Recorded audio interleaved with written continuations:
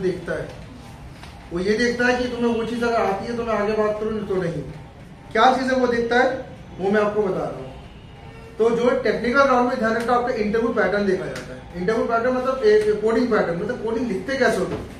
कई लोग क्या करते हैं, कोडिंग बड़े अजीब टाइप की लिखते हैं, कई लोग कोडिंग सिस्टमेटिक लिखते हैं। और मैं हमेशा से सारे बच्चों को ट्रेनिंग में कहता हूँ कि कोडिंग सिस्टमेटिक लिखो। उसका कारण क्या है, तुम्हें उस राउंड में टेक्निकल में वो पर्सन देखेगा तो कई सालों से सीट में बैठा हुआ है, बोलेगा तुम कैसे कोडिंग लिखते हो। सर जबलपुर में तो हमें ऐसे ही बताया गया, बाहर कर दिया, तो लिखा सही था पर तुमने उस बटन में। तो क्या क्या आपको कोडिंग में सिस्टमेटिक कोडिंग कैसे लिखना है वो मैं आपको बता रहा हूं। फर्स्ट आपका लिखिएगा सिंपल कोड। आप सबको ध्यान रखना है, एकदम सिंपल कोड सब लिखना सीखे। कोई भी ध्यान रखिएगा जो बहुत टफ कोड लिखने की प्रैक्टिस करता है कि मैं बहुत टफ कोड लिखूंगा, मेरे इंटरव्यूअर टेक्निकल डाउट खुश हो जाएगा, उल्टा और ज्यादा आपको बांध देगा। तो जो जितना आपको बनता है आप उसी के अंदर रह के अगर कोडिंग लिखें। जो नहीं बनता उसको ज्यादा शामिल नहीं करें। जैसे लूपिंग की बात करें, जिसको फॉर लूप वाइल लूप बनता है वो डू वाइल नहीं बनता, तो डू वाइल काय शामिल कर रहे हैं, मत करो। तुम्हें स्विच केस नहीं बनता, स्विच केस मत शामिल करो, इफ एल्स से काम चला लो। तो जो बनता केवल उतने में काम करो, सिंपल लिखो, और जो बनता केवल उतना ही लिखो, ज्यादा नहीं एकदम करना। दूसरा आपको लिखना है use of functions and class if necessary. Second आपको ध्यान रखना है कि जो कोडिंग सब लिख रहे हैं, जो प्रोजेक्ट सब बना रहे हैं, आप फंक्शंस के बेस पर मॉड्यूलर कोडिंग जरूर लिखिए। मॉड्यूलर कोडिंग का मतलब क्या, छोटे छोटे मॉड्यूल बना के कोडिंग्स को करेंगे तो आपको ज्यादा जल्दी इंटरव्यूज में सिलेक्शन होता है। एग्जाम्पल के तौर पे आपने एक प्रोजेक्ट बनाया, उसमें 10 ऑपरेशंस है। कई लोग क्या करते हैं, 10 ऑपरेशंस एक लाइन से लिखते हैं, जैसे C++ में किया जाता है, एक लाइन से लिखता बंदा। कई लोग क्या करते हैं, उसके छोटे छोटे मॉड्यूल बना लेते हैं, या फिर क्लास बना के उसके अंदर छोटे छोटे मॉड्यूल बनाते हैं। जो मॉड्यूल कोडिंग जो करते हैं उनको ध्यान रखना, इंटरव्यू में टेक्निकल राउंड में ज्यादा मार्क्स मिलते हैं सीधे कोड लिखने की जगह। तो आप आदत डाल दिए, या तो फंक्शन से कोड करें या तो क्लास बना के कोड करिए, ठीक है। इसमें आप पे ज्यादा विश्वास उनका हो जाता है और आपको ज्यादा जल्दी अंदर ले लिया जाता है इसमें। थर्ड आपका है यूज कमेंट्स। कमेंट लाइन आप जानते हैं, जो भी आप ऑपरेशंस करते हैं उनमें कमेंट लाइन के द्वारा हम समझाते हैं कि हम कर क्या रहे हैं, हम अपना लॉजिक एक्सप्लेन करते हैं। कई जगह डबल स्लैश से होता है, कई जगह स्लैश और एस्टेरिस्क से कमेंट्स होते हैं। कमेंट को ध्यान रखना, कंपाइलर कभी भी नहीं करता। ये केवल किसके लिए होता है, जो हमारी कोडिंग देखेगा उसको हम समझाते हैं कि क्या करना है। एग्जाम्पल के तौर पे जैसे आप डबल स्लैश के साथ आपने कमेंट दिया use I as loop variable, ठीक है, आपने ऐसे लिख दिया use I as loop variable. उसके बाद आपने क्या किया, आई की आपने लूप में यूज कर लिया। तो अगर आप कमेंट के साथ अगर काम करेंगे तो ये ध्यान रखिएगा जल्दी सिलेक्शन होता है।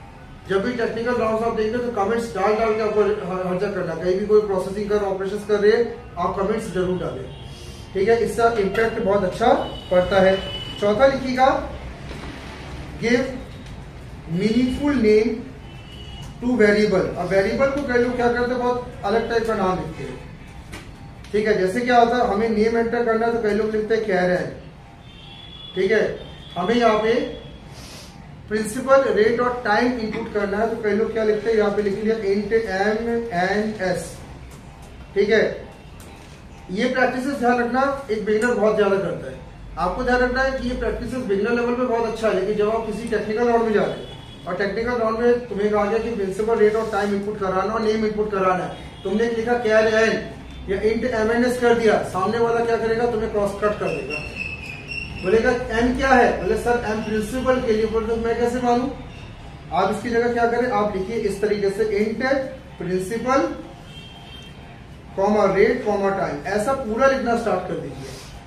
और कैर एन लिखा तो उसकी जगह क्या लिखिए, कैर नेम लिखिए, पूरा लिखिए। वेरिएबल्स के नाम ध्यान रखना, पूरा लिखना आप स्टार्ट कर दीजिए। कारण क्या होता है, सामने वाले इस बात को लेकर ऑपरेशन ले लेता है, हम कैसे माने वो प्रिंसिपल का है। बोलेगा सर मानना तो पड़ेगा सर, एम प्रिंसिपल के लिए। बोले कैसे, आप वेरिएबल का नाम पूरा कर दो ना। पूरा करने से क्या होता है, सामने वाला समझ जाता है कि चलो ये वेरिएबल किस काम के लिए बनाया आपने, ठीक है। नेक्स्ट आपका है फिफ्थ पॉइंट, डोंट रिपीट। एक पॉइंट यहाँ पे बहुत चलता है, डोंट रिपीट का पॉइंट बहुत ज्यादा चलता है। डोंट रिपीट का मतलब यहाँ पे क्या है, कई लोग क्या करते हैं एक ही वेरिएबल को बार बार रिपीट करते हैं। ध्यान दीजिएगा, कई लोग गलती बहुत तेज करते हैं। क्या करेंगे, एक फंक्शन बनाया void start, इसके अंदर इन्होंने क्या किया, यहाँ पे int n कर दिया, ठीक है, और इसका जो भी यूज करना है उसने यूज किया। उसके बाद एक और फंक्शन बनाया void started, और इसके अंदर क्या किया, फिर से उन्होंने n का यूज कर दिया। कोडिंग में कोई एरर आएगा क्या? नहीं आएगा। लेकिन सामने वाला कहता है तो हर बार एन लेके क्या चले जा रहे हो, तो क्या पी नहीं ले सकते, बी नहीं ले सकते। कई लोग आर्ग्यूमेंट में भी करते हैं, या argument int a b int a b सब में चिपकाया जा रहा है। 4 फंक्शन चारों में int a b int a b int a b int a b. आप क्या करें, आर्ग्यूमेंट और वेरिएबल्स क्या करें, चेंज करते जाए। क्या रिपीटेशन में ना सामने वाला थोड़ा सा आपके क्वेश्चन में आता है कि भाई ए बी के अलावा कोई और आर्ग्यूमेंट नहीं डाल सकते क्या? आपने बोला सर नहीं सर, ए बी ही से सब कुछ होता है। क्यों, सीडी से नहीं होगा क्या?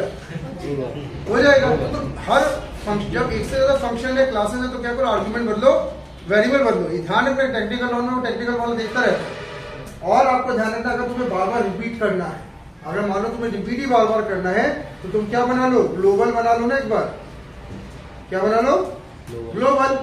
ग्लोबल बनाओगे तो क्या होगा, उसको आप आराम से रिपीट कर सकते हैं। अगर आप ग्लोबल बना के रिपीट करते हो तो उसमें कोई दिक्कतें नहीं रहती है, पर बार बार डिक्लेयर कर दो उसमें दिक्कतें होती है। समझ लो मेरी बात। वेरिएबल अगर डिक्लेयर बार बार रिपीट करो तो ग्लोबल बना के रिपीट कर लो, या तो फिर अलग अलग वेरिएबल डिक्लेयर करते हुए जाओ, आप ग्लोबल बना के रिपीट करें, नहीं तो वेरिएबल चेंज करते जाइए। ठीक है, कोई सवाल इसमें? नेक्स्ट, अब यहाँ पे मैं 6th पॉइंट आपको बोल रहा हूं। 6th पॉइंट आपका है स्ट्रेटेजी ऑफ वेरिएबल डिक्लेरेशन। अब वेरिएबल डिक्लेरेशन की स्ट्रेटेजी मैं आपको बता देता हूं। क्या स्ट्रेटेजी है, यहां पे आपको ध्यान रखना, 4 केसेस में वेरिएबल डिक्लेयर होते हैं। ठीक है, पहला केस हमारा होता है कैमल केस। ठीक है, कैमल केस का में क्या होता है, हम लोग इस तरीके से वेरिएबल को डिक्लेयर करते हैं, जैसे हमने यहां पे लिख दिया सम एवरेज। ठीक है, हमने यहां पे लिखा फुल नेम। कैमल केस में क्या होता है, सेकंड वाला वेरिएबल आपका, सेकंड वाला जो नाम होता है वो बड़ा होता है। ये जावा में अधिकतर चलता है, देखा होगा। जावा जिनने किया उनने ये देखा होगा, कैमल केस बहुत ज्यादा होता है। आपको यहाँ पे ध्यान रखना, केसेस का बारे में मैं क्यों बता रहा हूँ, इसका एक बहुत बड़ा रीजन आपके पास है फील्ड से। तो कैमल केस में कैसा वेरिएबल डिक्लेयर करेंगे, ऐसा करेंगे। दूसरा केस क्या होता है आपका, स्नेक केस होता है। स्नेक केस का मतलब यहाँ पे क्या होता है, आप हर चीज में अंडरस्कोर डालते हैं, फुल नेम, ठीक है, टोटल सम, हर चीज में क्या डालता है, अंडरस्कोर। अंडरस्कोर डालने का मतलब स्नेक केस होता है। सी वाला हमारा होता है पास्कल केस। पास्कल केस में क्या होता है, हम लोग यहाँ पे पहले अक्षर को और दूसरे अक्षर को कैपिटल रखते हैं, जैसे फुल नेम, टोटल सम। और डी हमारा होता है केबाब केस। ठीक है, केबाब केस में हमारा जो पैटर्न होता है वो इस तरीके से रहता है, हम लोग इसमें